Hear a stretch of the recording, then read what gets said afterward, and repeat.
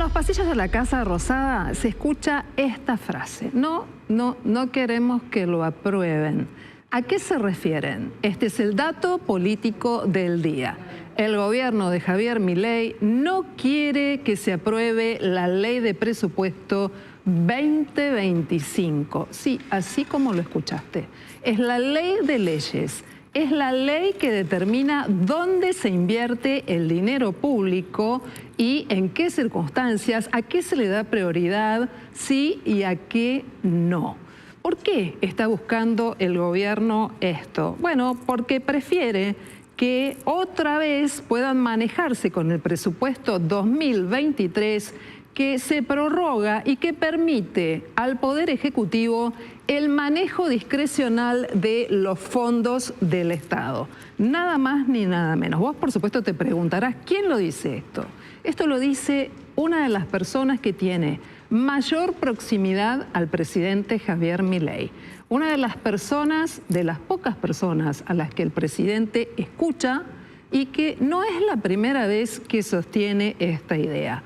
El gobierno no quiere que se apruebe el presupuesto 2025, pero van por más y con cierta ironía deslizan. Ahora lo que esperamos es que los bloques que obstaculizaron siempre los proyectos del oficialismo en el Congreso hagan su trabajo. De todas maneras, el gobierno cumple con las formalidades que implicaron, por un lado, la presentación y por el otro, las reuniones informativas. De hecho, la semana pasada, no el ministro de Economía, Luis Caputo, que es el más reclamado, pero sí el secretario de Hacienda y el secretario de Finanzas, Huberman y Kirchner, estuvieron frente a los diputados y la próxima semana, el próximo martes, a las 3 de la tarde, la ministra de Seguridad, Patricia Bullrich, estará ahí y a las 5:30 de la tarde también el titular del ANSES, el licenciado de los Ceros. Pasa que esta alternativa de no aprobar el presupuesto, que genera mucha tensión con los bloques de la oposición, se da en medio del estilo de confrontación del Ejecutivo con una novedad que conocimos hoy, que es el envío del proyecto de ley hojarasca impulsado por Federico Sturzenegger, que es uno de los caballitos de batalla que sí tiene el presidente Javier Milei. Mientras se espera allí el debate sobre el presupuesto, se está colando esta otra ley, un tema sensible porque el presupuesto debe definir en un marco donde el 80% se destina al pago de salarios, jubilaciones y asistencia social, un 20% que va a abrir la batalla a los fondos necesarios por otras cuestiones muy importantes. El dato, además, es que en pleno debate democrático en el Parlamento no existirían razones para considerar un manejo discrecional que se daría si se debe prorrogar el presupuesto de 2023 pensando en el futuro, que es 2025. Y obviamente esta cuestión abre alternativas a tratar de analizar lo que ha dejado la semana y lo que proyecta. Por eso esta noche invitamos al analista político Luis Tonelli para que nos ayude a pensar todo este tema. Hola Luis, qué gusto saludarte. ¿Cómo va? Igualmente, muy bien, muy bien. Este viernes feriado atípico. Sí, pero trabajando. Viste que a los periodistas no hay feriado que valga. Y además con este dato, ¿no? Que venga un asesor estrella muy importante, muy próximo, que diga y que repita: el gobierno no quiere presupuesto 2025. ¿Cómo lo lees vos? Mira, la primera impresión es, me lleva, viste, a saudades, ¿no? A un recuerdo del kirchnerismo, ¿no? Cuando también lo que hacía era no aprobar el presupuesto que había sido acordado en el Congreso, ¿no? Me acuerdo del 2011, para así tener las manos libres con el gasto público, ¿no es cierto? En este caso tenemos algo muy particular, que es un gobierno que tiene solamente el 10% del Congreso y es obviamente casi natural, casi de cajón, que ese presupuesto sea revisado, ¿no es cierto? Y sea acordado. Por eso vos dijiste muy bien, es la ley de leyes, porque en un sistema federal, ¿no es cierto?, intervienen tanto las fuerzas políticas como las cuestiones provinciales, inclusive municipales, ¿no es cierto?, para finalmente dar sentido a todo ese gasto público. El gobierno, ¿no es cierto?, viste que empezó, ¿no es cierto?, con un plan muy, pero muy ambicioso, ¿no?, que se plasmó en el decreto ómnibus y en la ley ómnibus. Se le otorgaron poderes, ¿no?, estos poderes de emergencia. Entonces ahora sería como una doble emergencia. Yo creo que fundamentalmente lo que le pasa a este gobierno, que es muy débil institucionalmente, es la necesidad de estar mostrando siempre poder, y el poder, digamos, es ni más ni menos en este caso imponerse sobre una voluntad que es mayoritaria en el Congreso. Ahora, de todas maneras, Luis, el uso reiterado del veto tiene una consecuencia. El gobierno lo exhibe como un triunfo porque le permite tener sus objetivos, pero también no construye avanzando en una mayoría, sino que construye un número para sostener el veto. ¿Cuál es el riesgo de esto? Pues fíjate que el veto en realidad se basa, ¿no es cierto?, en no alcanzar la mayoría suficiente para insistir. Pero en el Congreso hubo una amplísima mayoría, ¿no es cierto? Le faltaron un puñado de votos que el gobierno consigue gracias a los recursos que tiene la presidencia, ¿no? A ver, yo creo que en el cortísimo plazo, ¿no es cierto?, da señales de fortaleza, da señales de autoridad. En el mediano plazo, ¿no es cierto?, estas cuestiones, que por el otro lado son causas nobles, me parece que en el desgaste del gobierno se le van a sumar, digamos, a los problemas. Pero bueno, es un gobierno que vive día a día, porque ya te digo, es, digamos, un gobierno muy mediático.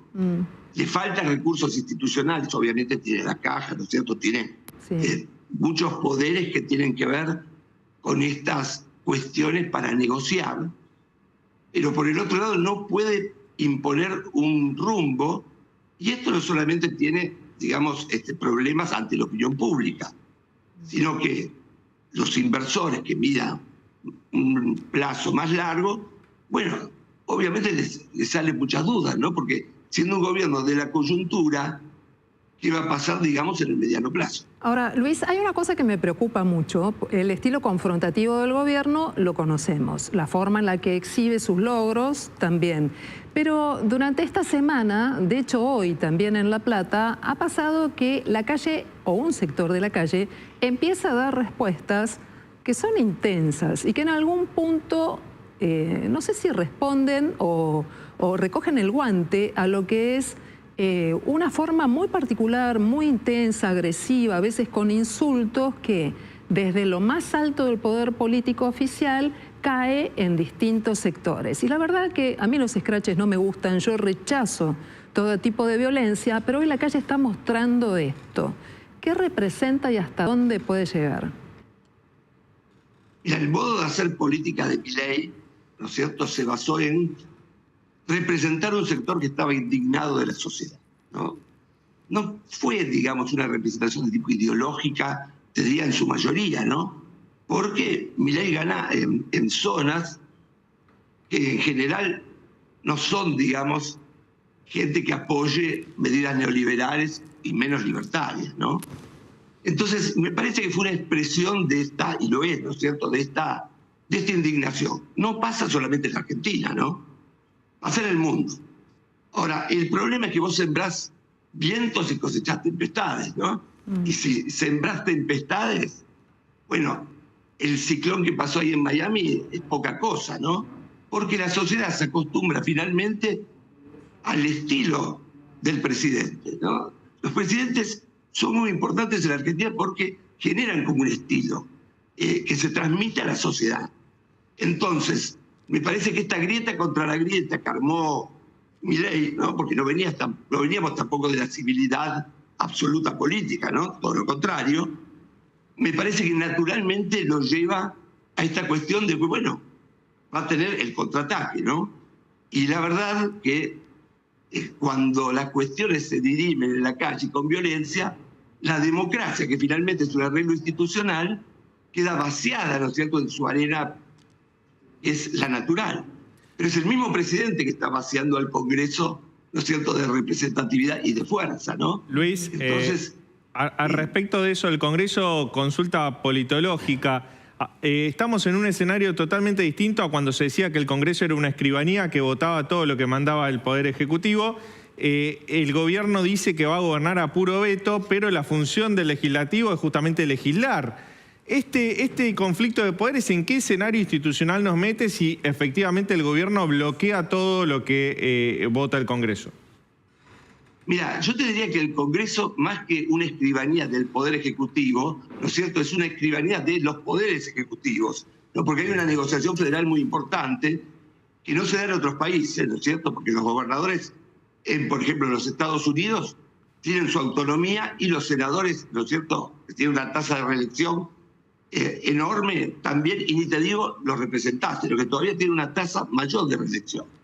Entonces, el Congreso argentino, digamos, es un Congreso donde se labran finalmente las actas de los pactos previos, ¿no?